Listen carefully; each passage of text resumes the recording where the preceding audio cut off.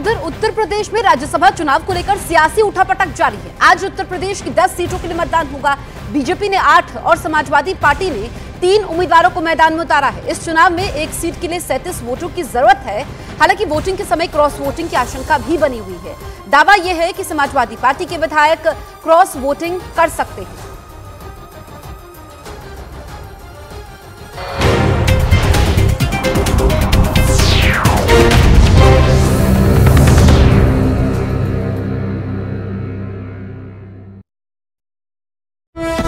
नहीं था कि पहाड़ का इतना बड़ा हिस्सा टूटकर जमीन पर आ जाएगा। विपक्षी गठबंधन में शामिल सीपीआई ने केरल में कांग्रेस को बड़ी चुनौती दे दी। पार्टी ने केरल में उन 2 सीटों पर अपने उम्मीदवार उतार दिए जहां से कांग्रेस के मौजूदा 2 सांसद हैं।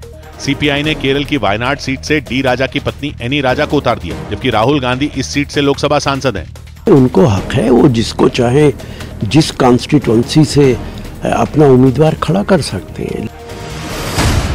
इसी तरह सीपीआई ने केरल की तिरुवनंतपुरम लोकसभा सीट से पनियन रविंद्रन को अपना उम्मीदवार बनाया, जबकि कांग्रेस के वरिष्ठ नेता शशि थरूर यहां से सांसद हैं।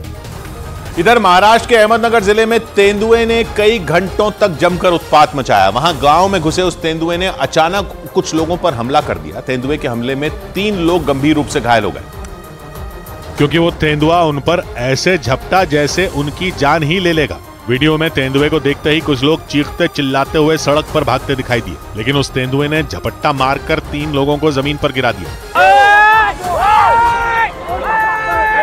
तेंदुए के हमले के बाद वहां अफरा तफरी मच गई। जिसे जिधर जगह मिली वो जान बचाने के लिए उधर भागा। जमीन पर गिरे 3 लोगों में 2 तो किसी तरह अपनी जान बचाकर आगे की तरफ भाग निकले, लेकिन एक आदमी को तेंदुए ने वहीं पर दबोच दिया। हालांकि लोगों के शोर की वजह से घबराया हुआ तेंदुआ उस आदमी को छोड़कर भाग निकला। इसके थोड़ी देर बाद वो एक मकान के आंगन में दिखाई दिया। छत पर मौजूद लोगों ने मोबाइल कैमरे से तेंदुए का वीडियो बनाया, जिसमें वो तेंदुआ वहां लगाए गए फूलों और झाड़ियों में जाकर छिपता दिखाई दिया। तेंदुए के हमले के बाद लोग बुरी तरह डर गए। बाद में वन विभाग की टीम ने उस तेंदुए को पकड़ लिया। उधर मराठा आरक्षण बिल पास होने के बावजूद महाराष्ट्र के अलग अलग हिस्सों में मराठा समुदाय से जुड़े प्रदर्शनकारियों ने प्रदर्शन किया। एक हफ्ते पहले महाराष्ट्र सरकार ने विधानसभा का विशेष सत्र बुलाकर मराठा समुदाय के लोगों को 10% आरक्षण देने वाले बिल को पास किया था। लेकिन विधानसभा से बिल पास होने के बाद भी महाराष्ट्र के कुछ जिलों में आंदोलन की आग फिर से भड़क गई। जालना में मराठा समुदाय के लोगों ने एक सरकारी बस में पहले तोड़फोड़ की, फिर उसे आग के हवाले कर दिया। जालना की आंबद तहसील में छत्रपति शिवाजी महाराज चौक पर मराठा समुदाय के लोगों ने इस सरकारी बस में आग लगा दी। थोड़ी देर में वो बस आग का गोला बन गई। मराठा समुदाय के प्रदर्शनकारियों ने जिस जगह बस में आग लगाई वहां पर एक भगवा झंडा भी लगा दिया। प्रशासन ने इस घटना के बाद बस सेवा को अगले आदेश तक बंद कर दिया। नासिक में भी मराठा आरक्षण के मुद्दे पर मराठा समुदाय के प्रदर्शनकारियों ने सड़क जाम कर दी। सैकड़ों प्रदर्शनकारी ट्रकों और गाड़ियों के सामने सड़क पर बैठकर नारेबाजी करते दिखे। मराठा समुदाय के प्रदर्शनकारियों की वजह से कई घंटों तक पुणे इंदौर हाईवे पर जाम लग गया। लेकिन महाराष्ट्र सरकार ने मराठा आरक्षण की मांग पर राज्य में हंगामा और प्रदर्शन करने वालों पर सख्त एक्शन लेना शुरू कर दिया। महाराष्ट्र के बीड जिले में मनोज जरांगे पाटिल के खिलाफ 2 मामले दर्ज कर लिए गए, क्योंकि आरोप लगा कि मनोज जरांगे पाटिल ने आम लोगों को चक्का जाम करने और उपद्रव करने के लिए उकसाया था। रास्ता रोको करणे हा एक गुन्हा आहे। सामान्य जनतेला याचा त्रास होतो। यानी मराठा आरक्षण के आंदोलन की अगुवाई करने वाले मनोज जरांगे पाटिल की मुश्किलें बढ़ सकती हैं। इसके अलावा महाराष्ट्र के डिप्टी सीएम देवेंद्र फडणवीस पर की गई विवादास्पद टिप्पणी पर बीजेपी बुरी तरह भड़क गई। बीजेपी ने मनोज जरांगे पाटिल को संभलकर बयानबाजी करने की नसीहत दे दी। इसके आगे अगर वो एक भी बात गलत कहेंगे तो उसी भाषा में उनको जवाब दिया जाएगा। मनोज जरांगे पाटिल ने डिप्टी सीएम देवेंद्र फडणवीस पर आरोप लगाया था कि वो उन्हें जहर देकर मरवाना चाहते हैं। उन्होंने अपने समर्थकों से देवेंद्र फडणवीस के घर का घेराव करने की अपील कर दी थी। लेकिन बीजेपी ने आरोप लगाया कि मनोज जरांगे पाटिल और उनके आंदोलन के पीछे शरद पवार हैं और मनोज जरांगे पाटिल उन्हीं के इशारे पर चल रहे हैं। हालांकि महाराष्ट्र सरकार के सख्त रुख के बाद मराठा आरक्षण के लिए आवाज उठाने वाले मनोज जरांगे पाटिल ने भूख हड़ताल खत्म कर दी। 10 फरवरी से ही वो मराठा आरक्षण की मांग को लेकर भूख हड़ताल कर रहे थे। हालांकि उन्होंने ऐलान किया कि उनका धरना जारी रहेगा। धरना स्थल पर मौजूद अपने समर्थकों से मनोज जरांगे पाटिल ने अपने अपने घर लौट जाने की अपील की, लेकिन महाराष्ट्र सरकार में मंत्री छगन भुजबल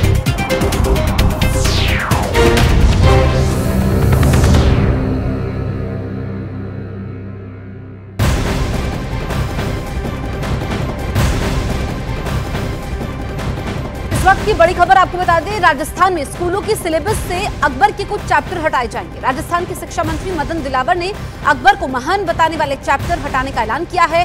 साथ ही उन्होंने अकबर को आक्रांता के साथ बलात्कारी भी बताया है। तो राजस्थान के स्कूल के सिलेबस में अब थोड़ा बदलाव होगा। अकबर को महान बताने वाले किताब से कई चैप्टर हटाए जाएंगे।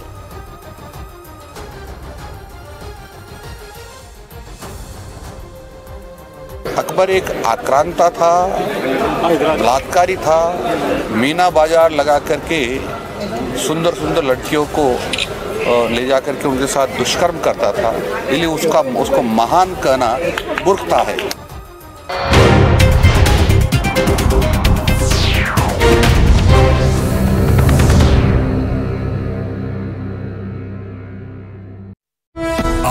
पाटिल पर तीखी टिप्पणी कर दी। स्पेशल जो अधिवेशन हो गया सेशन में, उसके बावजूद वो रुकता ही नहीं है। देखो ओबीसी में उसको आरक्षण नहीं मिल सकता है। मराठा नेता मनोज जरांगे पाटिल शुरुआत से मराठा समुदाय को ओबीसी की तरह आरक्षण दिए जाने की मांग कर रहे थे, लेकिन महाराष्ट्र सरकार ने ओबीसी के तहत आरक्षण न देकर मराठा समुदाय को अलग से 10% आरक्षण देने का फैसला किया। लेकिन मराठा समुदाय को दिए गए 10% के आरक्षण पर सियासी घमासान भी छिड़ गया। महाराष्ट्र विधानसभा के बजट सत्र के पहले दिन विपक्षी नेताओं ने इस मुद्दे पर जोरदार प्रदर्शन किया। हाथों में पोस्टर लेकर विपक्षी नेता विधानसभा के सामने खड़े हो गए। उन्होंने आरोप लगाया कि एकनाथ शिंदे सरकार राज्य के पिछड़े वर्ग को गुमराह कर रही है। इधर बिहार के कैमूर में हुए एक दर्दनाक हादसे में 9 लोगों की जान चली गई। बिहार के कैमूर में एक गाड़ी और एक ट्रक की आमने सामने की टक्कर में 9 लोगों की मौत हो गई। इस हादसे के बाद वहां लंबा जाम लग गया। इसके बाद बुलडोजर की मदद से सड़क से गाड़ियों के मलबे को हटाया गया। स्कॉर्पियो में सवार लगभग सभी लोगों का डेथ हो गया है। राजस्थान के शिक्षा मंत्री मदन दिलावर ने एक बार फिर मुगल शासक अकबर को लेकर विवादास्पद टिप्पणी की। इसके साथ ही उन्होंने स्कूलों के पाठ्यक्रम में बदलाव का भी ऐलान किया। सुंदर सुंदर लड़कियों को ले जा करके उनके साथ दुष्कर्म करता था, इसलिए उसको महान कहना मूर्खता है।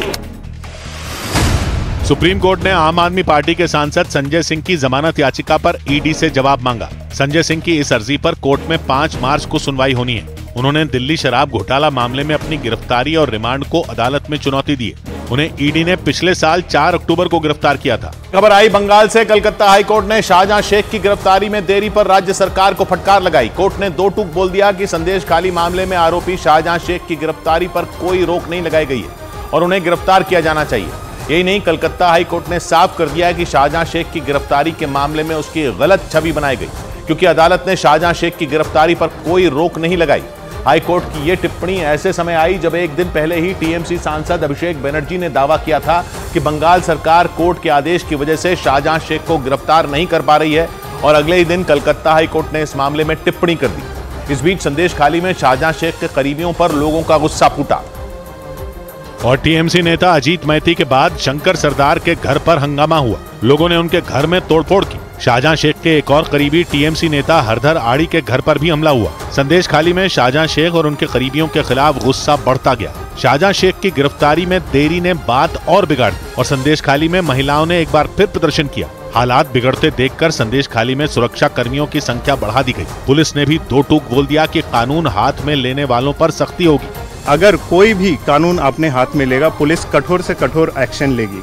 इससे पहले संदेश खाली में अजीत मैती के घर पर हमला हुआ था। पिछले हफ्ते गुस्साए लोगों ने अजीत मैती को चप्पलों से पीटा था और अजीत मैती पर जमीन हड़पने में शाहजहां शेख की मदद करने का आरोप लगाया था। गुस्साए लोग अजीत मैती के घर में घुस गए थे और अजीत मैती से मारपीट की थी। और इसके बाद अजीत मैती कई घंटों तक एक आदमी के घर में छुपे रहे। हालात ये हो गए कि उन्होंने लोगों के सामने हाथ जोड़े और कानून का हवाला देकर उनसे मिन्नत की। हाथ जोड़कर अनुरोध करब যদি আমি কোনো ভুল ত্রুটি করে থাকি, কারো জমি জায়গা টাকা পয়সা নিয়ে থাকি, আইন আছে, পুলিশ প্রশাসন আছে। अजीत मैती को लोगों के आगे हाथ इसलिए जोड़ने पड़े क्योंकि संदेश खाली में लोगों ने उन्हें घेर कर पीटा था। हालत यह हो गई थी कि उन्हें किसी तरह जान बचाकर भागना पड़ा था और वो एक आदमी के घर में करीब 4 घंटे तक छिपे थे। बाद में पुलिस ने मैती को यहीं से हिरासत में लिया। शाहजहां शेख और उनके दूसरे करीबियों पर भी शिकंजा कस गया। पुलिस ने शाहजहां शेख के खिलाफ एफआईआर दर्ज कर ली। उनके भाई शिराज शेख पर भी केस दर्ज किया गया। सूत्रों ने बताया कि शिराज शेख के खिलाफ 100 से ज्यादा शिकायतें मिली थी, यानी संदेश खाली मामले में शाहजहां शेख पर शिकंजा कस गया। कलकत्ता हाईकोर्ट ने भी इस मामले में ममता सरकार को फटकार लगा दी, जबकि एक दिन पहले ही टीएमसी सांसद अभिषेक बनर्जी ने दावा किया था कि कोर्ट के आदेश की वजह से शाहजहां शेख की गिरफ्तारी नहीं हो पा रही। हाईकोर्ट यदि विचार व्यवस्था यदि राज्य पुलिस प्रशासनेर हाथ पा बेঁধে দেয়, एफआईआर স্থগিত করে দেয়,